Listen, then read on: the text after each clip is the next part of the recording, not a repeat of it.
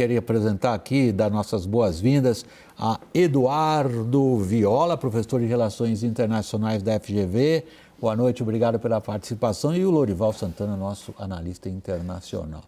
Viola, então você está numa roda, não espere eu passar a palavra. Primeiro vamos trazer os fatos e depois vamos conversar sobre a Justiça da Argentina, condenando a vice-presidente Cristina Kirchner a 6 anos de prisão e inelegibilidade perpétua por corrupção. Confiram. O julgamento é sobre um processo que apurou irregularidades na concessão de obras públicas. No período de 2003 a 2015, Néstor e Cristina Kirchner teriam favorecido um empresário amigo na província de Santa Cruz, na Patagônia Argentina, o que causou um prejuízo estimado em US$ 1 bilhão para o Estado. Cristina Kirchner foi absolvida da acusação de organização criminosa, mas foi condenada por fraude ao Estado. Apoiadores de Kirchner protestaram nas ruas e grupos se formaram em frente ao tribunal. A vice-presidente só cumpre pena e se torna inelegível se o veredito for confirmado pelo Supremo Tribunal do país. Ela ainda pode recorrer em 2 instâncias. Cristina Kirchner é uma das figuras mais emblemáticas da política argentina das últimas décadas. Aos 69 anos de idade, acumulou uma longa lista de cargos na vida pública. Foi senadora por 2 vezes e deputada federal por Santa Cruz. Cumpriu mais 2 mandatos como senadora por Buenos Aires. Foi primeira-dama da Argentina entre 2003 e 2007 e se tornou presidente do país, sucedendo o marido Néstor Kirchner. Comandou a Argentina até 2015. Em 2019, Cristina volta ao poder, mas como a vice-presidente de Alberto Fernandes. Eduardo Viola, o que acontece com o peronismo em função desse fato político de hoje, da condenação em primeira instância? Bom, boa noite a todos, muito obrigado, William, pelo convite. E, assim, basicamente, a condenação não muda, em qualquer outro país que não fosse a Argentina, seria uma bomba política, mas na Argentina, a percepção de Cristina está muito cristalizada na sociedade. A taxa de rejeição é altíssima hoje, de 65% a 70%. Tá? Então, esta condena muda pouca coisa. Tá? Claro, no peronismo faz um pouco, digamos que, a expectativa que ela pudesse ter de ser candidata, mas ela não é competitiva hoje. Se abandona praticamente, inclusive ela declarou isso hoje, que não vai ser candidata o ano que vem. Tá? O que é importante é que, neste momento na Argentina, houve nos últimos anos 2 mudanças decisivas, derivadas, digamos, de que foi um desastre o governo de Fernandes e Cristina. Tá? E essas 2 mudanças são as seguintes. Primeiro, agora temos 3 blocos políticos e não mais uma sociedade polarizada. Nós temos o bloco peronista, o bloco de Juntos por el Cambio, bloco de centro, e um bloco de direita que tem como principal líder a Milei. ¿Ah? En este momento, as pesquisas dan aproximadamente 35% das expectativas de voto para Juntos por el Cambio, donde hay una disputa entre 3 candidatos, básicamente, y dan aproximadamente 25-28% para o peronismo y 20-23% para los libertarios, Milei. Tá? Então, esta mudança é realmente muito importante. A segunda é que, pela primeira vez, a erosão do peronismo na política argentina é muito profunda. Tá?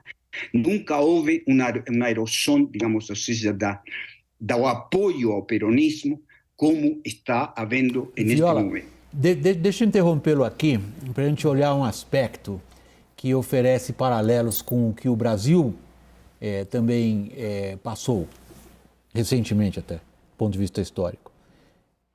Ela é vítima de perseguição judicial? Olha, esse foi um processo de 3 anos. Só para citar esse processo, existem muitos processos contra ela. 3 anos, 600 horas de audiência, 114 testemunhas.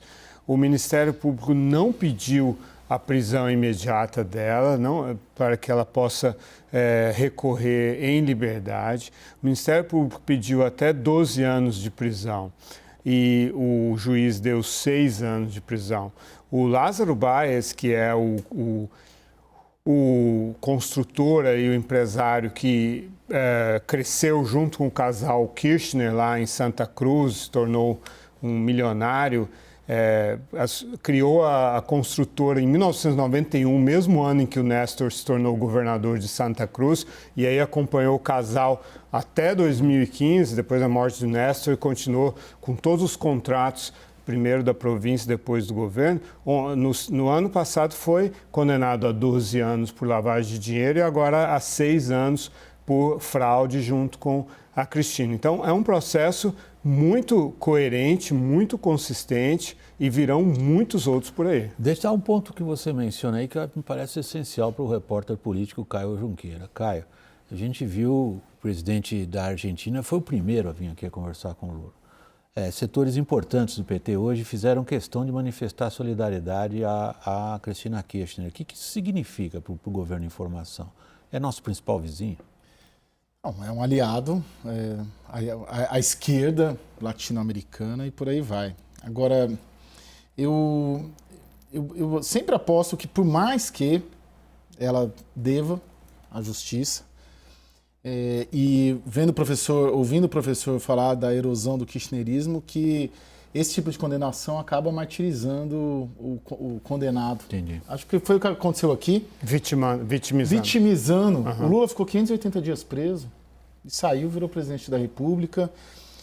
E tanto é assim, para comparar a experiência, não estou divergindo dos colegas, nem do professor, tanto fica à vontade para divergir, como não. Não, mas não se trata de uma divergência, porque ela pode dever. Assim como o Lula talvez... Posso testar a sua teoria com o professor imediatamente? Eu acho que tanto é assim, só finalizar em relação ao Bolsonaro, que o judiciário e o establishment político, eu ouvi muito isso a última vez que eu estive em Brasília, agora em novembro, de ministros de cortes superiores, também ninguém quer avançar contra o Bolsonaro, porque pode martirizá-lo. Deixa a Raquel se arriscar, que isso é raro. Isso, exatamente. Quero me arriscar na pergunta que você fez para o Caio. Assim, primeiro, o que o Caio fala da questão da vitimização é algo muito complicado, porque então você não processa o político que está sendo acusado de corrupção, porque corre o risco de vitimizá-lo, enfim. Mas no caso específico do governo eleito, William, existe uma percepção forte dentro de assessores muito próximos ao presidente Lula de que ela está sendo vítima de perseguição judicial. Então, isso está explícito na palavra da Gleice, na palavra da Dilma, mas eu ouvi isso também de assessores próximos a Lula. Por enquanto, a gente não viu nada oficialmente vindo. E o ideal, na verdade, seria que não viesse, porque você tem que respeitar o processo jurídico de um país democrático, ainda mais se for um parceiro comercial importante, como é a Argentina. Deixa eu colocar essa questão que o Caio e você trouxeram, da vitimização do agente político, e levá-la ao professor Eduardo Viola, em função da afirmação que ele fez, muito categórica, constatando, e como o Lorival também sustentou, a mesma narração da situação na Argentina, nunca houve uma erosão tão clara do peronismo. É impossível entender a Argentina dos últimos 80, 90 anos, quase um século já, sem a gente olhar para essa força política. Em que medida isso freia ou, ao contrário, Viola, torna ainda mais acentuada a deterioração ou a erosão, como foi a expressão que você usou, do peronismo? Bom, eu acho que tem algo importante para diferenciar com Lula no Brasil, é o seguinte: Lula foi um presidente que saiu com altíssima popularidade. Depois houve o deterioro do governo do PT, com Dilma. Neste caso, o governo, Cristina, este governo, ela como vicepresidente, onde em parte foi copresidente, teve muito poder. Então, ese es un gobierno extremadamente deteriorado, desastroso en performance, en todas las dimensiones que queramos analizar. Hoy Argentina tiene 43% de la población abajo de la línea de pobreza, por exemplo. A inflação chegando aos 100%. Tá? Então, o que acontece? Isso, mais o governo anterior de Cristina, antes de Macri, digamos, tá? Que onde ela era presidente, não foram governos bem-sucedidos. Tá? Então, o que acontece? Nesse sentido, a possibilidade de ressurgir a figura de Cristina na minha opinião, muito baixa. É um ciclo que se fecha, digamos, bem diferente da situação do PT e de Lula. E acho que eu acho que isto tende mais a acelerar a deterioração do peronismo. Não tem muito impacto isto, digamos, porque está muito cristalizada na opinião na Argentina e 65 a 70% de rejeição. Gente que diz que não votaria nunca por Cristina, digamos, é altíssimo. Tá? Então, me parece que o mais provável é que aumente, digamos, a erosão do peronismo. Em termos de alianças, no caso, claramente, do ponto de vista do presidente eleito Lula, ele julga encontrar, digamos, no que chamou de onda rosa na América do Sul. A gente pega a Colômbia, a gente pega o Peru, que está envolto numa crise que não acaba nunca, a gente pega o Chile, a própria Argentina. E a Bolívia. E a Bolívia, perdão, tinha esquecido, obrigado por lembrar. Sem falar na Venezuela, que não tem alternativa. Não, ali é um caso separado. O que significa para o Lula?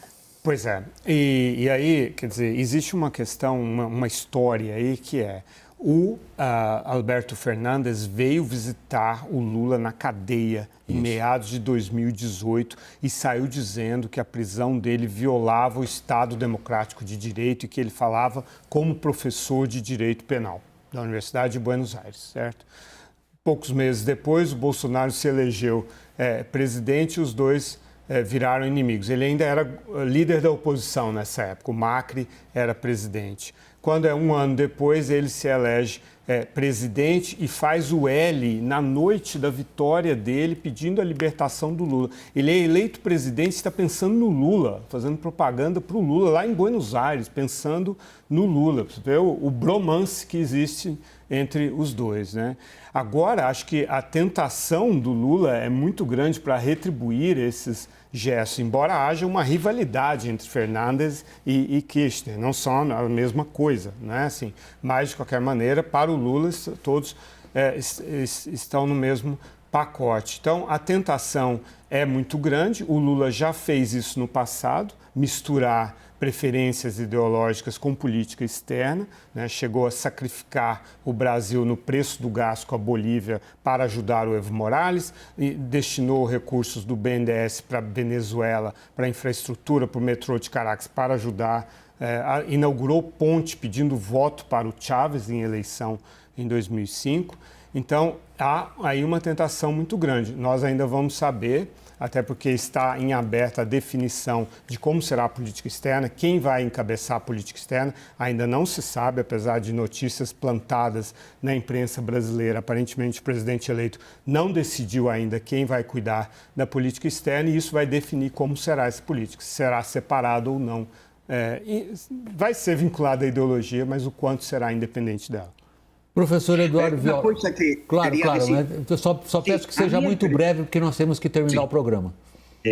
A minha impressão é que existe em setores, digamos, do que é a coalição democrática de Lula, uma percepção do desastre do governo Fernandes e Kirchner e da erosão profunda, deterioração profunda do peronismo, então do risco, o cálculo de riscos sobre o que significa estreitar relações com o peronismo, neste momento. Eduardo Viola, professor de Relações Internacionais na FGV, nosso muito obrigado aqui do WW pela sua participação, esperamos vê-lo de novo. Boa noite, Eduardo. Obrigado. Raquel, boa noite, obrigado. Lore, obrigado sempre aqui, você conosco, igualmente. Caio, obrigado, boa noite.